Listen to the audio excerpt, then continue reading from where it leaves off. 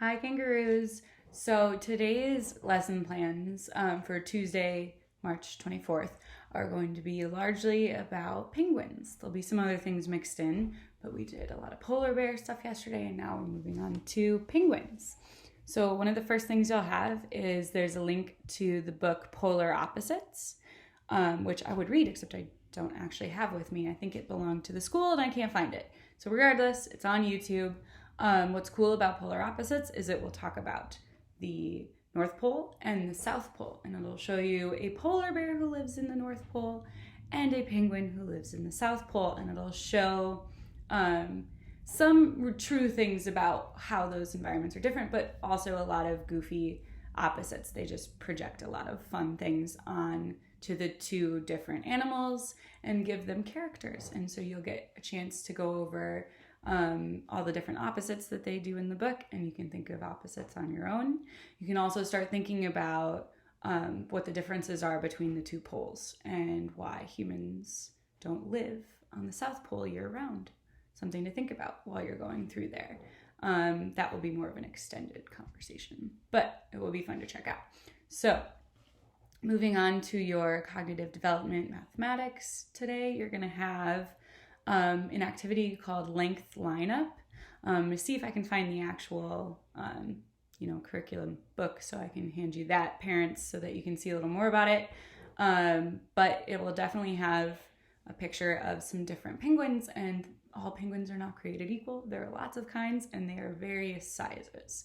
So you'll get a chance to look around your house, find things like straws you could cut up, or pipe cleaners if you have them, string, yarn, all of that works. Paper clips would work, and just try to use those as units to show how big the different penguins are and try to compare them. So that will be a fun activity just to work on some math for the day.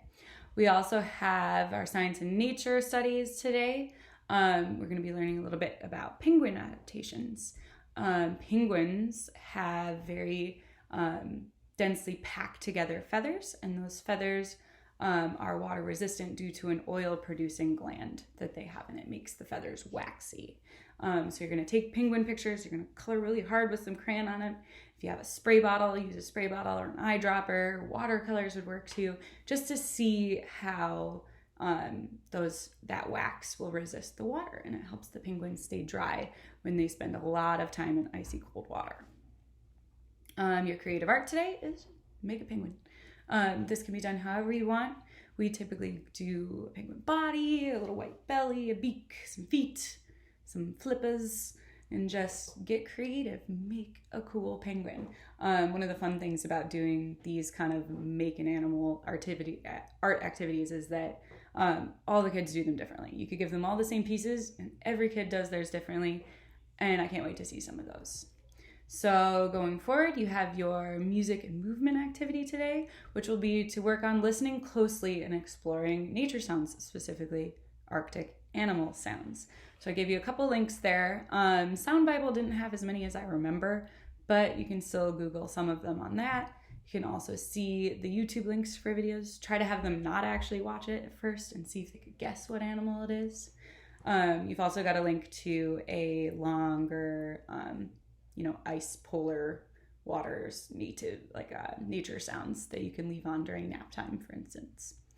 I would recommend, that one's actually a BBC Earth thing, which reminded me that we love doing Planet Earth, BBC Planet Earth, or Frozen Planet, or they also have Wild Alaska.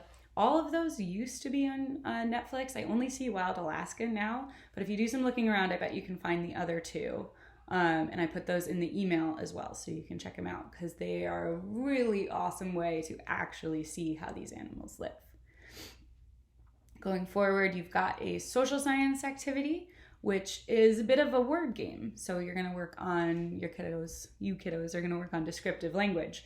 You're going to have to describe a polar animal and see if someone can guess which one you're describing. You could also play it like charades, so you could act it out. You could be like, I'm a narwhal, or I'm a penguin. Hopefully they would figure it out. So give that a shot, guys. Your motor skills activity is always a lot of fun to do in class or in the gym. Unfortunately, gotta do it at home, but I think you can make it fun too. If you were to put sheets and blankets all over your living room, designate the water, find the icebergs and the ice floats, and, pretend you're penguins, slide on your belly, waddle, try to keep a ball between your legs when you waddle. It's really hard, actually. Also, emperor penguins in particular keep their egg on their feet, and they absolutely have to do that in Antarctica, because if that egg comes out from under their blubbery belly and off their feet and touches the cold ice, often the chick doesn't survive. The baby in the egg doesn't survive. It needs to stay warm. So I would recommend giving that a shot too. Try to hold a ball on your feet as you're walking around. Mostly they stay still, but still a challenge anyway. Let's see. Ooh, last one. Computer lab for the day.